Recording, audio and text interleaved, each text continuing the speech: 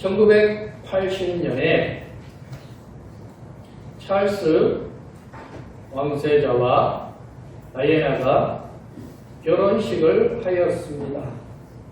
세기의 결혼식으로 방송국에서 그 결혼식의 장면들을 방송에 내보낸 적이 있습니다. 특히 유럽의 나라들 왕이나 왕세자나 공주가 결혼을 할 때 보면 얼마나 화려한지 모릅니다. 그들이 입는 옷, 그들이 타는 차, 그들이 그 행사 속에서 하는 모든 것들이 우리의 상상을 초월합니다. 영국의 결혼식, 특히 왕세자와 같은 이가 결혼식을 하면 돈이 얼마 드느냐 하면 2조가 든다고 합니다.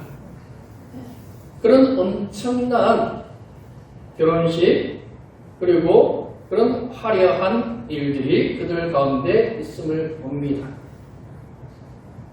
왕이 또 대관식을 합니다.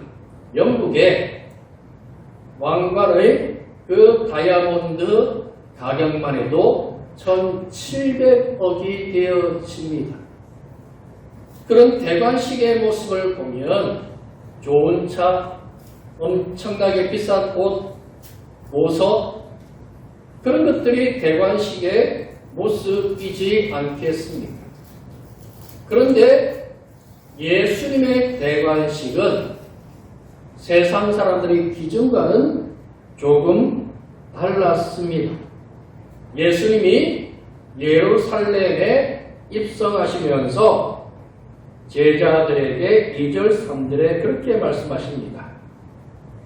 우리 2절, 3절 같이 읽겠습니다. 시작! 이르시되 너희는 맞은편 마을로 가라. 그리고 들어가면 곧 아직 아무도 타보지 않은 나귀 새끼가 매여 있는 것을 보이니 그로 끌고 오라. 만일 누가 너희에게 왜 이렇게 하느냐 묻거든 주가 쓰시겠다 하라. 그리하면 즉시 이리로 보내라 하시니. 아멘.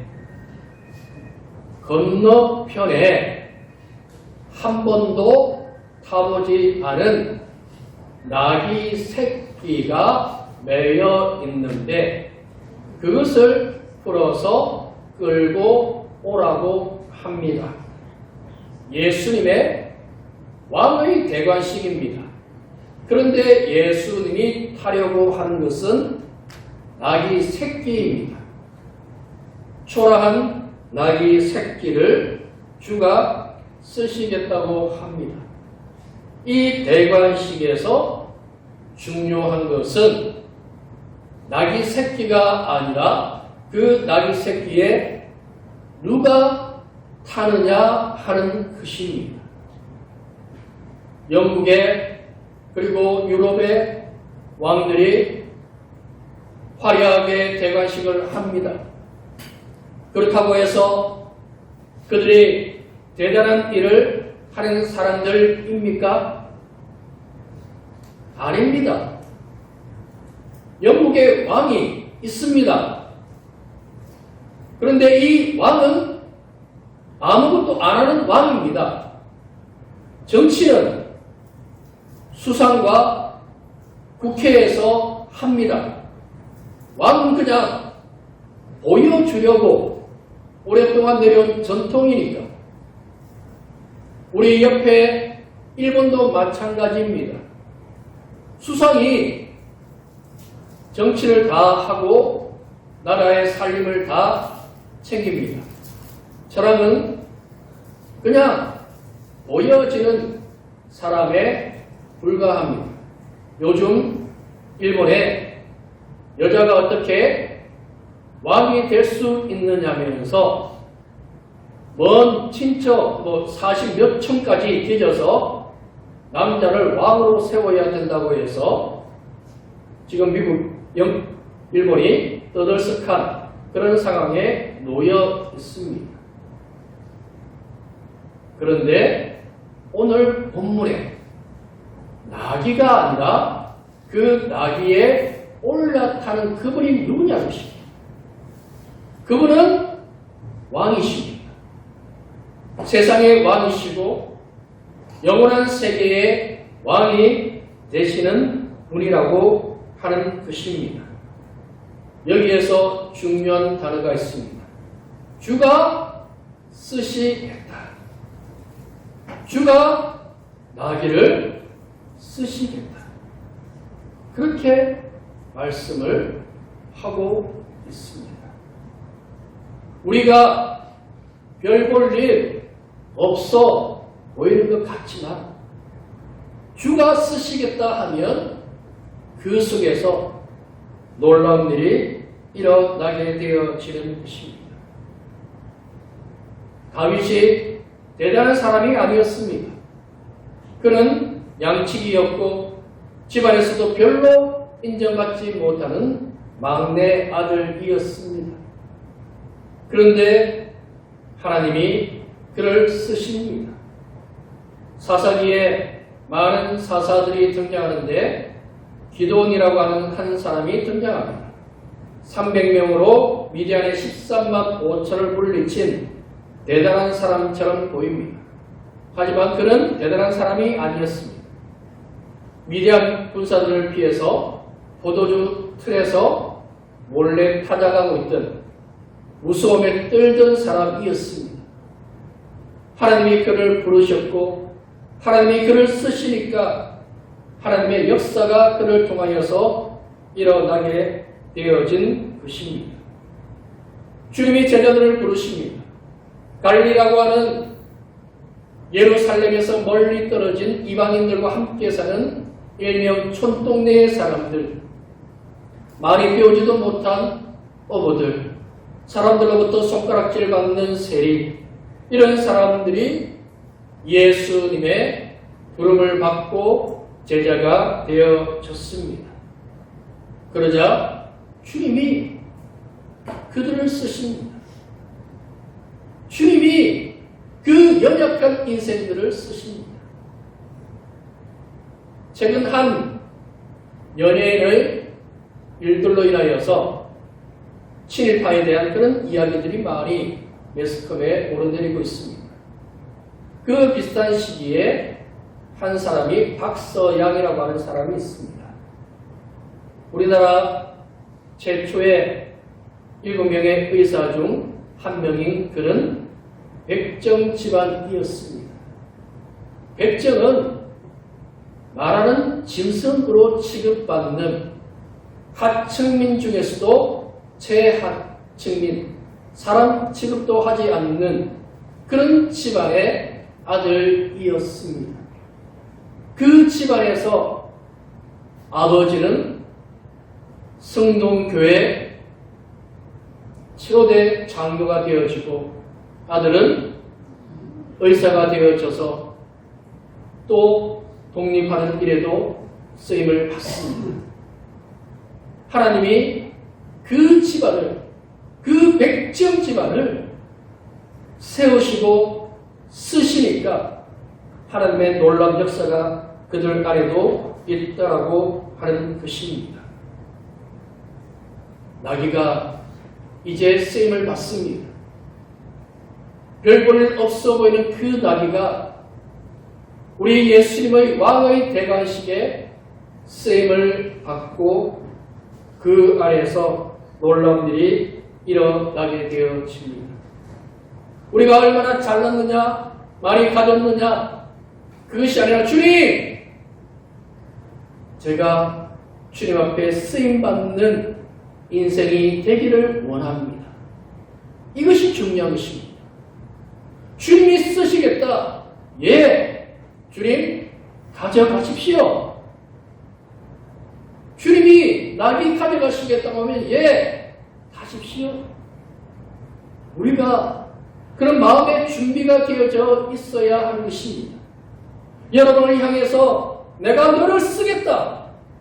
그렇게 말씀하실 때 우리가 무엇이라고 대답하겠습니까? 주님, 저는 준비가 안 되어 있습니다. 저는 할 일이 많이 있습니다. 그렇지 않습니다. 주님이 쓰시겠다고 하면 예, 아멘. 그러면 되는 것입니다. 그 안에 은혜가 있습니다. 많이 준비되었어요? 제자들 준비되었습니까? 아닙니다. 바울이 준비되었습니까? 아닙니다. 쓰임받았던 앞선 우리 선배들이 다 준비되어진 상태에서 쓰임받은 경우는 거의 없습니다. 주님이 그를 붙잡고 쓰시니까 세워지고 쓰임받고 많은 이들을 고치고 변화시키고 복음의 역사를 이루고 세상을 바꾸는 그런 주님의 사람들이 되어지더라고 하는 것입니다.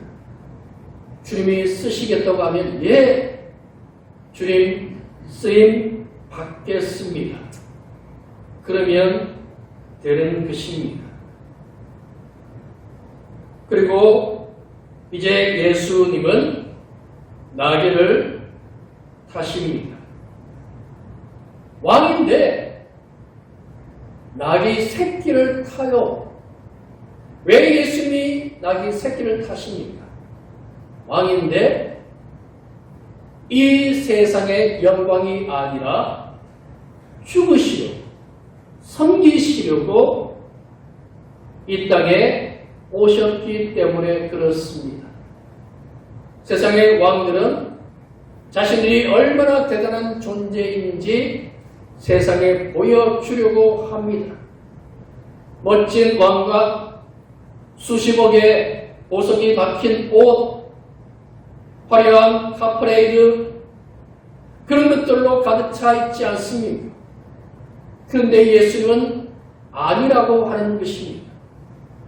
예수님은 십자가에 죽으시기 위해서 낮아지시고 살리시기 위해서 예수님이 이 땅에 오셨습니다.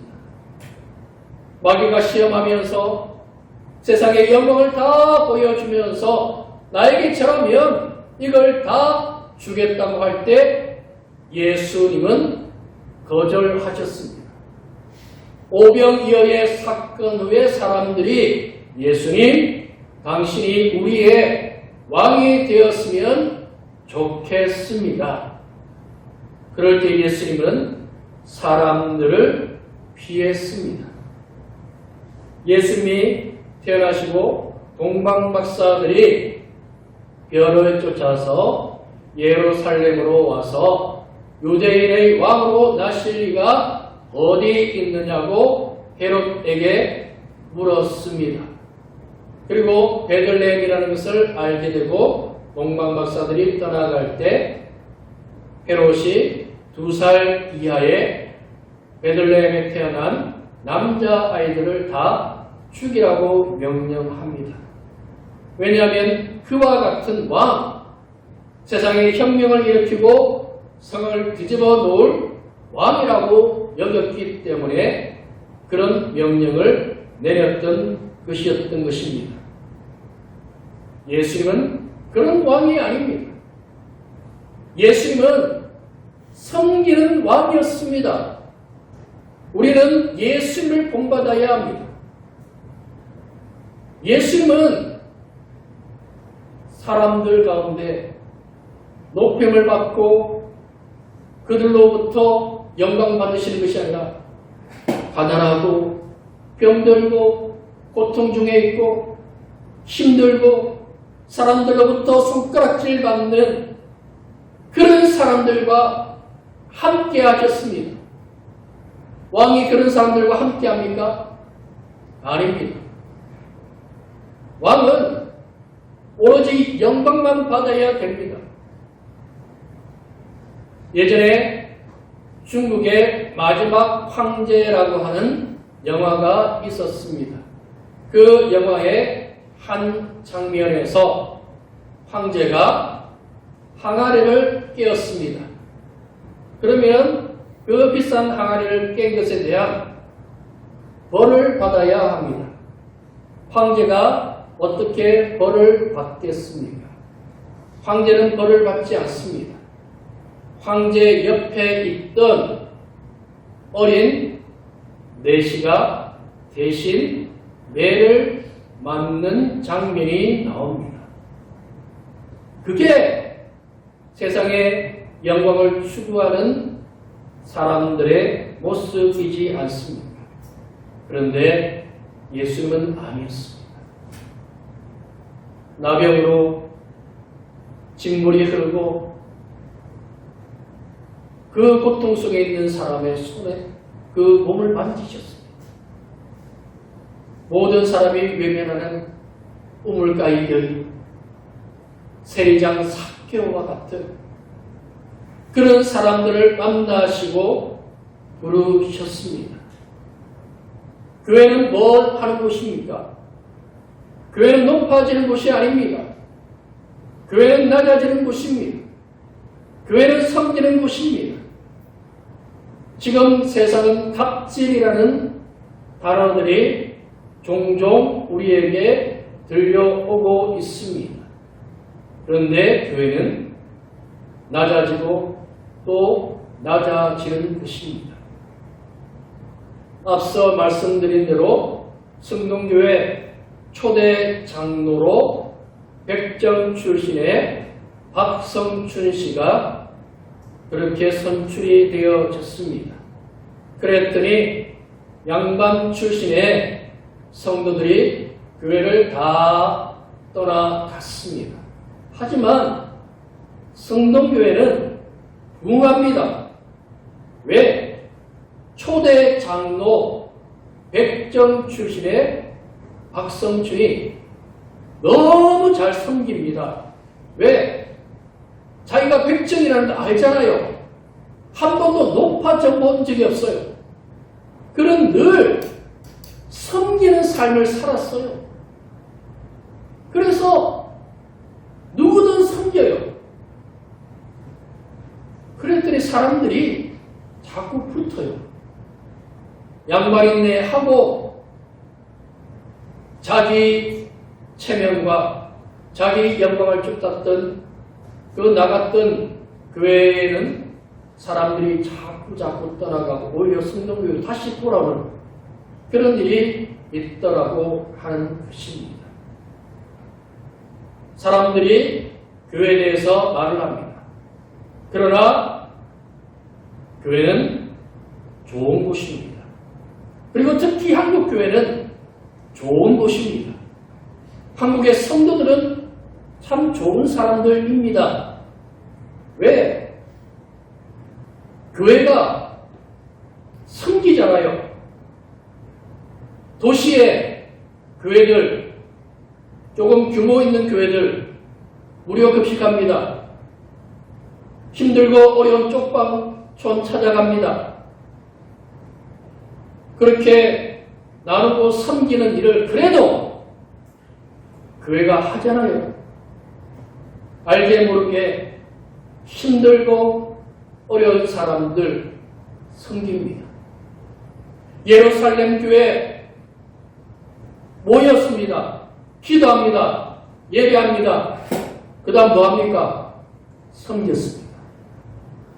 그것도 자기들이 가진 집과 밭을 팔아서 사도들 앞에 다 내놓고 섬깁니다. 8월 15일이 되면 가수 션이라고 하는 사람이 81.5km를 달립니다. 81.5km를 달리면 7km에서 8km 정도 빠진다고 합니다. 마지막 도착했을 때 얼굴이 말이 아닙니다. 매년 그런데 왜 그런 고통의 달리기를 하느냐 하면 한 사람이라도 더 섬기려고요. 그게 예수 믿는 사람입니다. 사람들이 욕해도요. 예수 믿고 정말 좋은 사람들이 얼마나 많이 있는지 몰라요.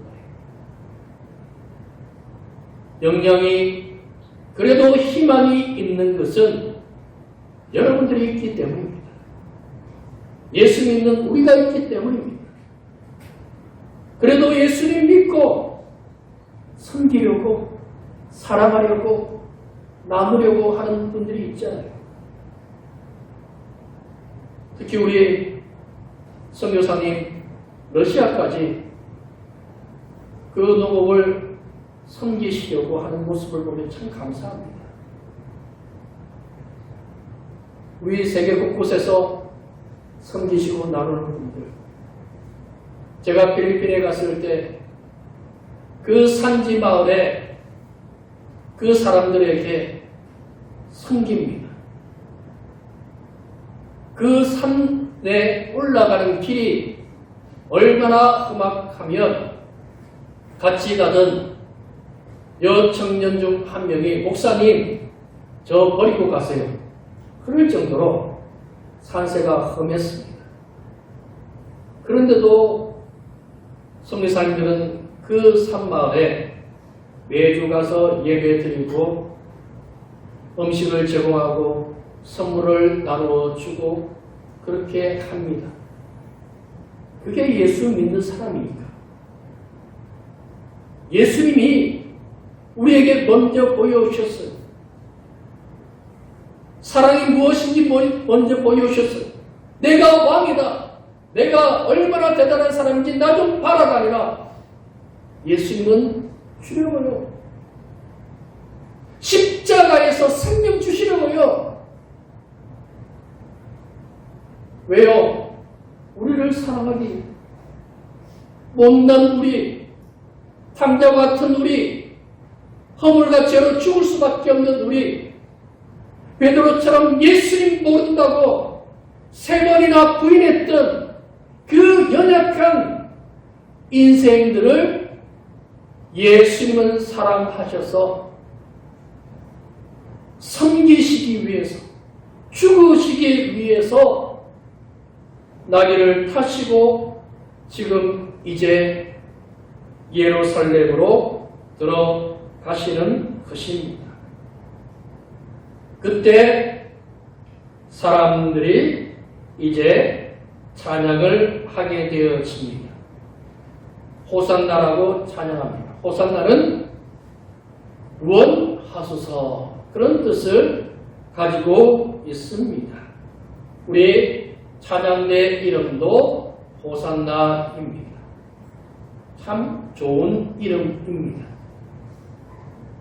제자들이 나귀 위에 겉옷을 펼쳐서 예수님이 올라타시게 하고 사람들이 그리고 그 나뭇가지를 길에 펴고 노래합니다. 호산나 찬송하리로다 주의 이름으로 오시는 이여. 그럴 때 한편의 사람들은 꾸짖으면서 예수님, 사람들이 이상한 말을 합니다. 그런 말 하지 말게 하십시오. 율법주의자들이 그렇게 말합니다.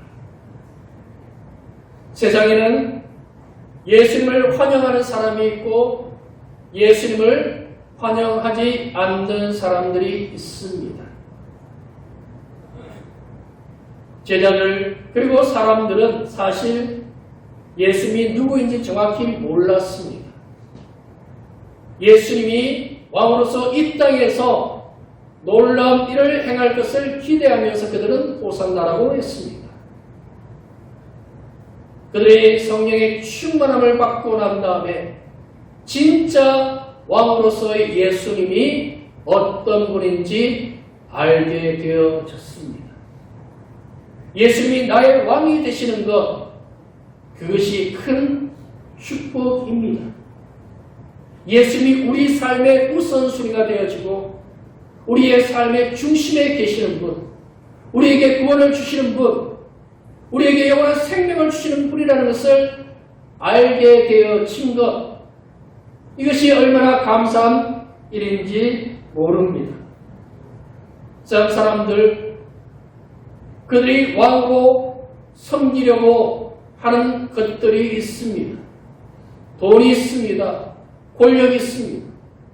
지금 왜 세계 곳곳에 전쟁이 일어나고 있습니까? 왜 그런 일이 일어납니까? 그것이 그들의 왕이니까, 그들이 갖고 싶은 것이니까 가졌습니다. 그러면 그것이 영원한 것이 되어집니까? 아닙니다. 초대교회 당시 로마의 황제들은 왕이었습니다. 그런데 그 황제들이 백성들에게 어떤 일을 행합니까? 고통을 줍니다. 더 많은 세금을 매기고 그들에게 아프고 힘들고 어려운 일들을 시킵니다. 그런 황제가 매일매일 두려움에 떱니다. 언제 내가 독약을 먹을지 몰라. 언제 다른 사람이 정권을 잡아서 나를 죽일지 모른다는 두려움을 가지고 살았던 사람들이 황제였습니다. 예수님을 보시면요, 예수님이 나의 왕이시라는 것을 알게 되면 첫 번째 나타나는 것이 평안입니다. 주님이 우리에게 주시는 것은 평안입니다. 나는 주님의 백성이기 때문에 지금 죽어도 천국 간다라는 압니다. 그래서 평안합니다. 그래서 기쁜 것입니다. 세상의 것 다 해봤는데 솔로몬이 무슨 말을 하느냐 하면 헛되더라고 이야기합니다. 그가 다 가져보고 다 누려봤는데 헛되더라고 이야기를 하고 있습니다. 왕이신 예수님 만나지 않으면 늘 삶은 허전할 수밖에 없습니다. 안타까운 인생은 부자 청년입니다. 선생님, 영생을 얻으려면 어떻게 해야 합니까? 율법을 지켰느냐? 예. 그런데 한 가지 부족한 것이 있다. 너의 모든 것을 다 팔아 가난한 자들에게 주고 나를 따라. 그러자 부자 청년이 근심하면서 떠났습니다. 그는 예수님이 아니라 그가 가지고 있는 그 돌이 그의 왕이었고 그의 주인이었고 그의 모든 것이 되었던 것입니다. 예수님이 나의 왕이 되어질 때 기쁨이 넘칩니다. 바울이 주님을 만난 후 그 인생이 완전히 달라졌습니다. 왜 달라졌습니까? 주님이 나의 주인이신 것, 나에게 영원한 생명을 주시는 분이라는 것을 그가 알게 되어졌기 때문에 고난당해도 감옥에 갇혀도 기뻐하고 기뻐하며 기뻐하고 기뻐한다라고 그렇게 이야기하고 있습니다. 여러분은 진짜 좋은 것을 가졌습니다. 왜?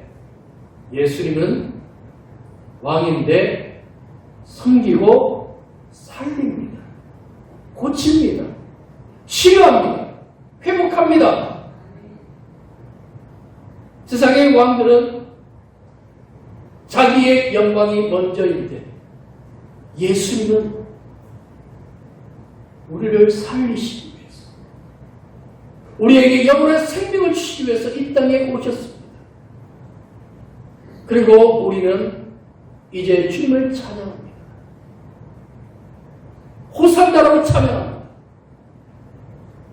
다윗의 자손 예수, 우리를 살리시기 위해서 이 땅에 오신 주님을 찬양하는 그 인생이 되어졌습니다. 우리에게는 신앙 고백이 있습니다. 왕 대신 주님이 우리와 함께 하심을 알게 되어졌습니다. 돈이 없습니까? 괜찮습니다. 권력이 없습니까? 괜찮습니다. 예수님이 계시면 됩니다. 초대교회 성도들이 왜 그들의 집과 밭을 팔아서 나누었습니까? 예수님이면 충분하다는 것입니다. 예수 믿고 살면 그것보다 좋은 것이 없다라는 것을 깨달으니 매일매일 주님의 말씀 듣고 기도하고 그들이 가지는 것을 나누는데 아까운 것이 아니라 그냥 좋아요. 예수님이 좋은 걸 어떡합니까? 여러분 그렇지 않습니까? 예수님 십자가만 생각해도 눈물 나고 너무 좋아요. 사도들이, 성도들이 그렇게 살아요. 예수님이 좋습니까? 예수님이 우리의 왕이십니다. 예수님이 너무 좋습니다. 예수는 왕인데 우리에게 이것저것 요구하지 않고 주십니다. 예수님이 얼마나 좋은 분인지 아십니까? 섬기기 위해서 이 땅에 오신 예수님, 우리를 살리시기 위해서 이 땅에 오신 예수님, 왕의 대관식인데 낙이 타시고 죽으시기 위해서 예루살렘으로 가시는 예수님, 그 예수님께 우리는 호산나라고 찬양하며 주의 은혜에 감사하며 감격하며 살아가는 우리 모두가 되어지기를 소망합니다. 기도하겠습니다.